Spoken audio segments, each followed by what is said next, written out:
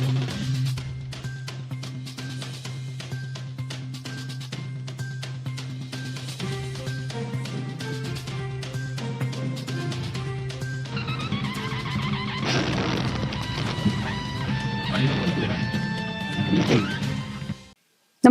आपण पाहता हिरकणी न्यूज.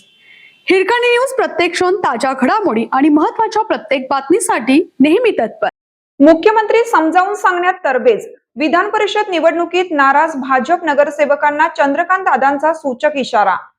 सांगली सातारा विधान परिषद निवडणुकीत भाजप उमेदवार धैर्यशील कदम यांनी योग्य मान सन्मान राखला नसल्याच्या कारणावरून सांगलीतील भाजप नगरसेवक आज नाराज आहेत. सोमवारी 8 जून रोजी सांगलीचे पालकमंत्री चंद्रकांत दादा पाटील यांनी नाराजांची मनधरणी करण्याचा प्रयत्न केला. यावेळी मंत्री जयकुमार गोरे देखील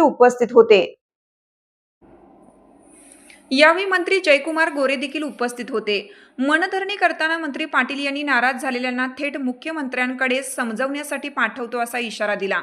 महायुतीसाठी ही विधान परिषद निवडणूक एकतर्फी आहे. महायुती एकसंध आहे, तसेच मतदारांनी एकसंध राहावे. काही कुरबुरी असतील तर त्या नीट करू.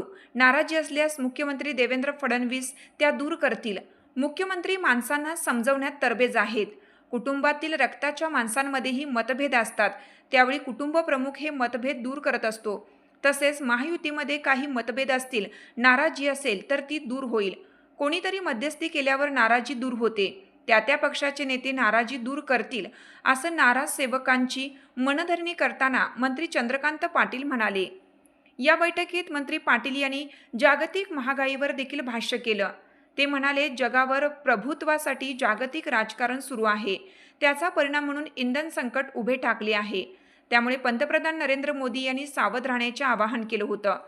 कच्च्या तेलाचे दर वाढल्याने इंधन महागले, परिणामी वस्तूंचे दर वाढले आहेत. विधान परिषदेसाठी मतदारसंघात महायुतीचे उमेदवार धैर्यशील कदम, महाविकास आघाडीचे अभयसिंह जगताप उमेदवार व अपक्ष उमेदवार किशोर धुमाळ यांच्यात तिरंगी लढत होत आहे. हे तिन्ही उमेदवार सातारा जिल्ह्यातील असल्याने सांगली जिल्ह्यातील मतदारांशी त्यांचा फारसा परिचय नाही.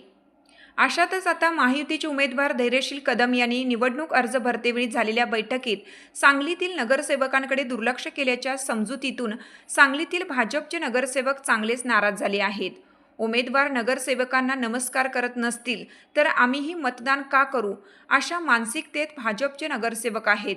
त्यामुळे नाराजींची मनधरणी करण्यात महायुतीला यश येतं का, हे पाहणं महत्त्वपूर्ण ठरणार आहे.